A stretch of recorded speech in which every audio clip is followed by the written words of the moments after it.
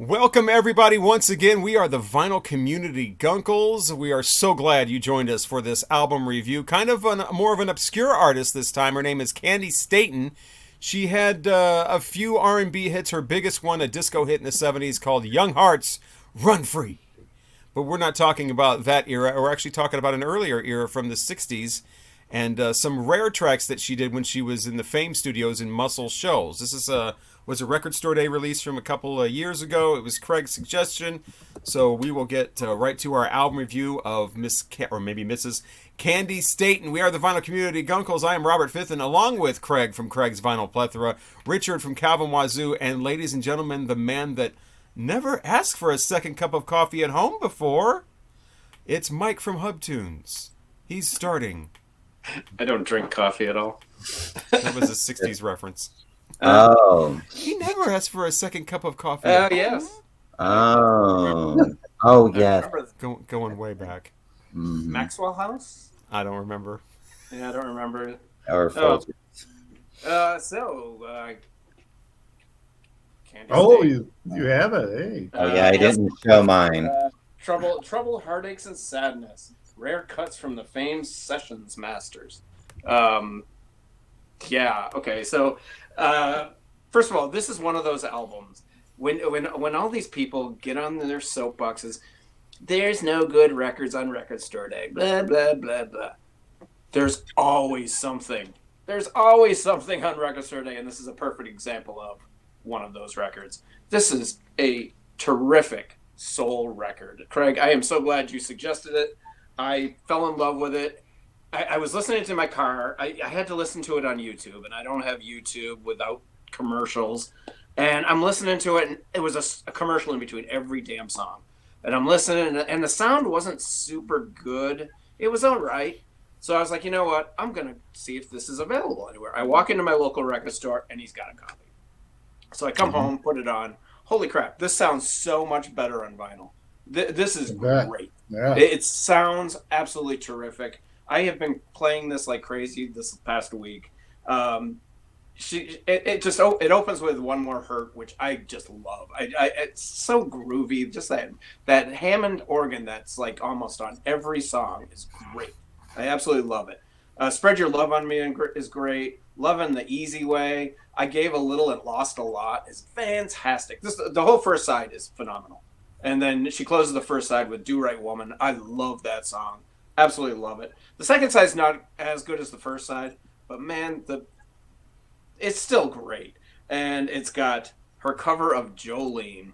And I'm telling you, I absolutely love it. It's freaking awesome. I just love the groove. Her voice is great. I've never listened to her. I've heard that one single and, didn't like that.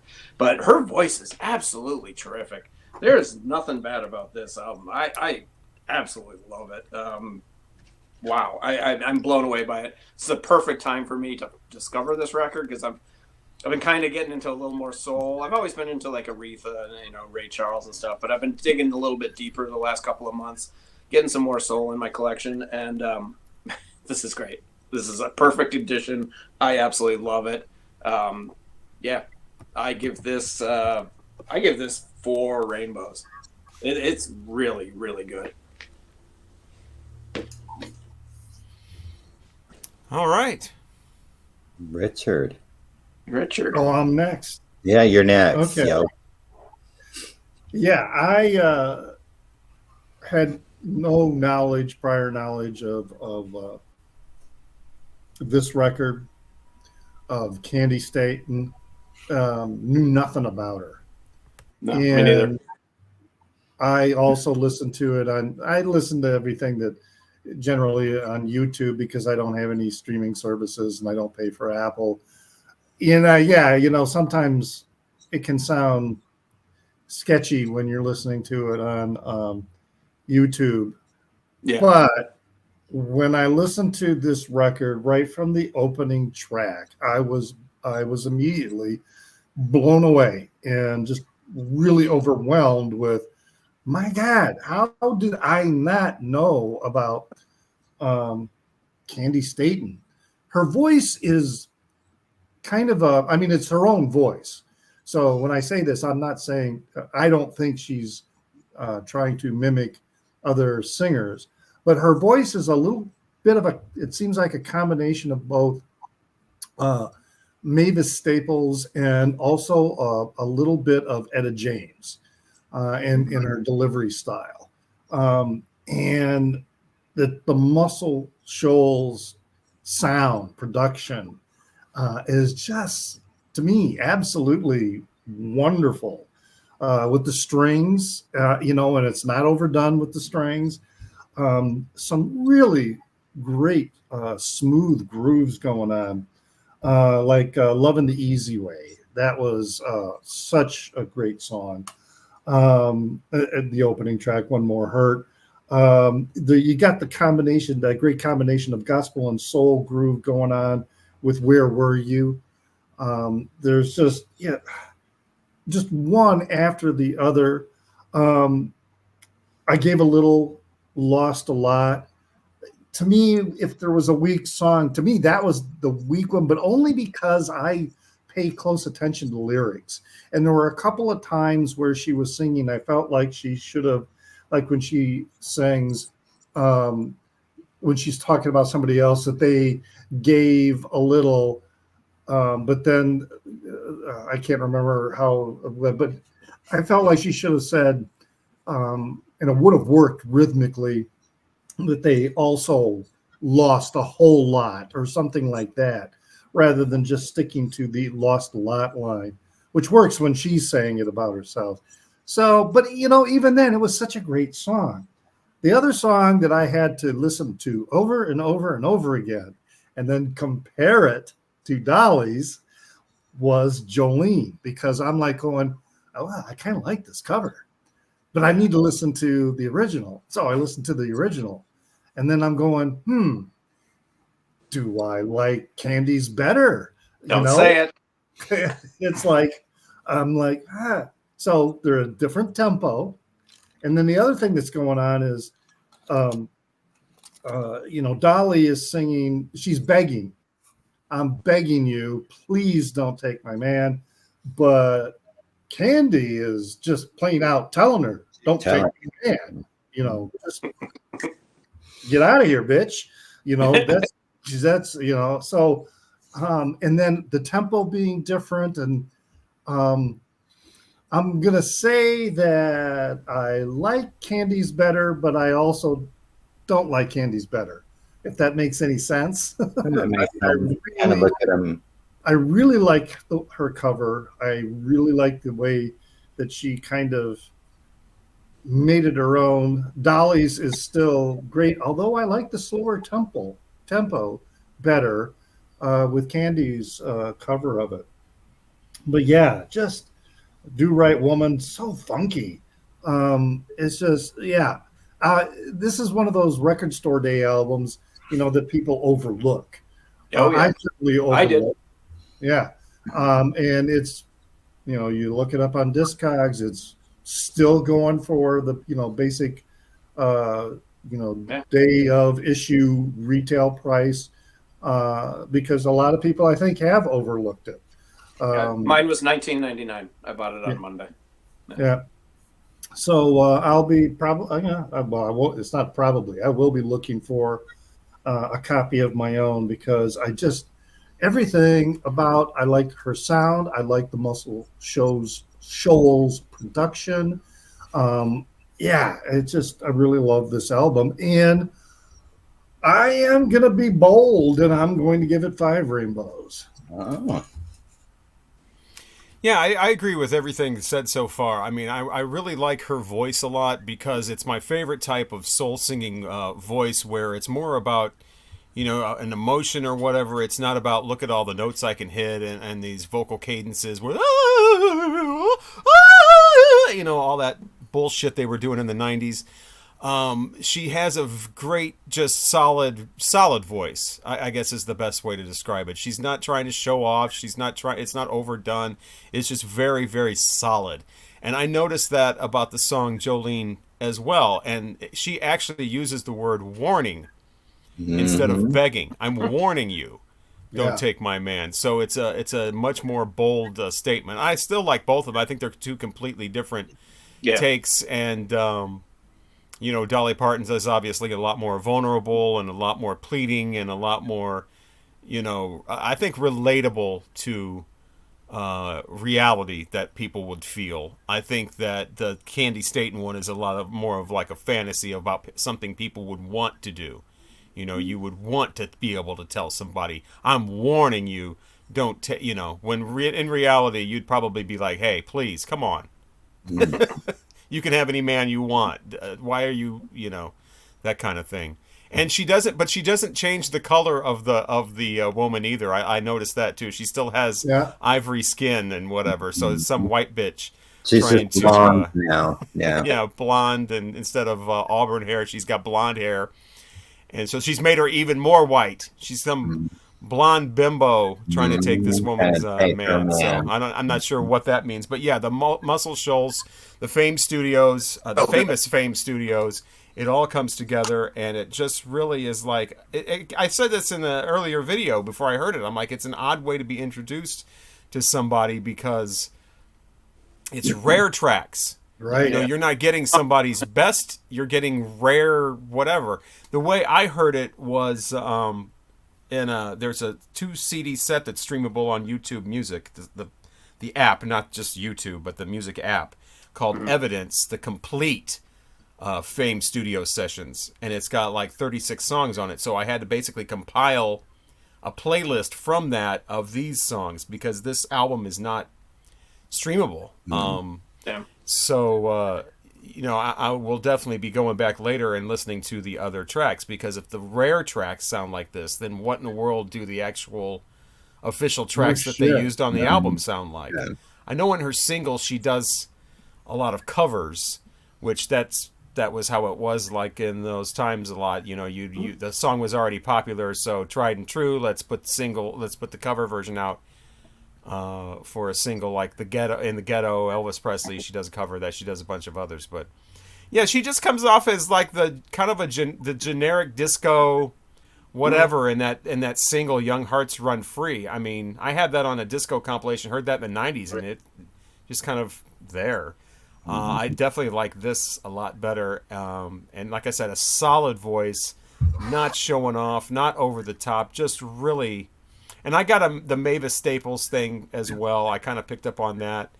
But I think her music is more interesting than a lot of the Mavis Staples I've heard, especially that one album we listened to where it was Stack Studios while they're falling apart and they're just dishing out this just generic whatever with strings and whatever. And it's more like Mavis's debut solo album. Yeah. A little bit of Ann Peebles in there, who I always have loved. Yep. But this kind of music is right up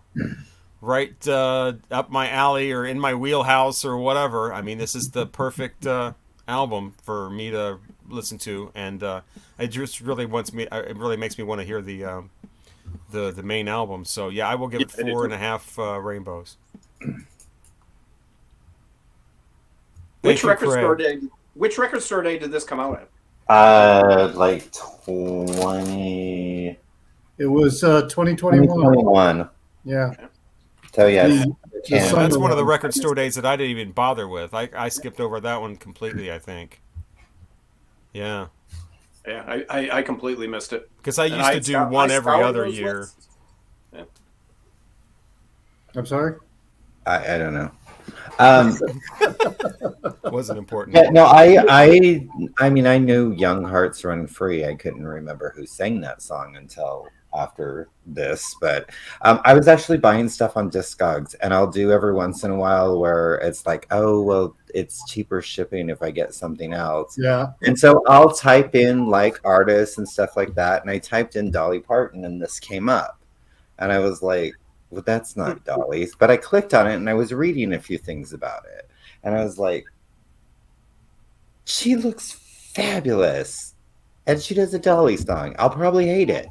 And so it was $9 sealed. So I'm like, okay, I'll get it. And then Yeah. it got here and it didn't leave the turntable for about a week. But and then when I put it back on this week, I was just, I mean, from the first note, from that first like one more hurt and the sound, it's just like, it's not a voice I haven't heard before, but there's something like the way she delivers and the way, like that little rasp and the deepness of her voice. And yeah, you made a good point, Robert. If these are the rare tracks, what other ones sound like? You know, 'cause this sounds like an album. Like this is really, really fantastic. Spread your love on me. That's a little dirty. She want you to spread that love on me. Spread it on. I've done that a few times. Oh, hey now. Oh, Fiffin. You brought it up. You said it was dirty. I did say it was dirty. You ever done that? Take your... Okay. So, see, I love that I gave a little and I lost a lot. That's probably my favorite, almost, yeah, pretty close to my favorite one on here. It's just so great. But I think just as a whole, it just all flows so well. And then the Jolene, I mean, everybody's mentioned kind of what I wanted to say is that this, I look at them as different songs because they are delivered differently. And she is like, no, I am telling you, I am warning you, bitch, I will take that blonde hair and I will pull it out. Like, and just the way she delivers it makes it like angrier, I guess. In a sense. Yeah. You know, she is not happy with this bitch. She's going to take her out to the trash can parking lot. I don't know what the hell she's going to do, but yeah, it was a pleasant surprise. I actually thought, I probably won't like this, but I wanted to kind of, I don't blind buy a lot. So this one paid off. So I was really, and I definitely want to explore more and look into her. I mean, I didn't even read about her or anything, so I know nothing, but yeah, 4.5 rainbows from me as well. So yeah, that's our review of Candi Staton, Heartache and Trouble and something. Trouble, Heartache, Sadness, Fame, Masters. It's yes, of course it cuts out when he says that. Trouble, Heartache, and Sadness, rare cuts from the Fame Studios sessions. Mm-hmm. That's a tongue twister. Available now for $9 on Discogs. Mm-hmm. I got ripped off at 19. Until I buy one. Yeah, you got a good deal. I've been seeing people be like, "Hey, people are buying this. Raise that price." So, what album are we listening to next? Well, that would be me, right? Yes. I am picking an album. Dun, dun, dun. Yeah, follow that up. It's one of these little ones. This is Prince and Third Eye Girl. It's one of Prince's final records. The name of the album is called Plectrum Electrum. Is that going to be easy to find online, or is that one of those? It's easily streamable. Okay, in a magazine only type things he was doing, or no. Remember he came out with an album that was only available in a German magazine or something like that? Or it's like, how was anybody supposed to hear that? I think I hate it when artists do that. You know, you have to buy like a what do you call those? 6-pack of GE light bulbs or something in order to get the. Or you know, it's a thumbnail drive. You know, it comes to you on a thumbnail drive. Yeah. You know, they used to do that. Weezer did that or something one time, and that phased out pretty quickly. A very long time. Yeah. I haven't listened to that in a while. All right, Prince and Electric Karma or whatever that was is our next album. Third Eye Girl, so it's not Third Eye Blind. Electric Rectum. Prince and Electric Rectum is our next album we'll be doing, and we'll also have other things coming up. Placticum Rectum. Yeah, Electric Rectum. We've got our tops and bottoms of 2023 on the way as well. We'll wrap up the year with that and so much more coming up with the Vinyl Community Guncles. This was a short, sweet episode. No arguing, no... just love. Yes, love for Candi Staton. Who would have thought that an obscure artist like that would bring us all together? Oh. Thank you so much for watching. We are the Vinyl Community Guncles. I'm Robert Fitton, along with... Richard at Kelvin Wazoo. Craig's Vinyl Plethora. And Mike at Hub Tunes. We'll talk to you next time Yeah. Cheers.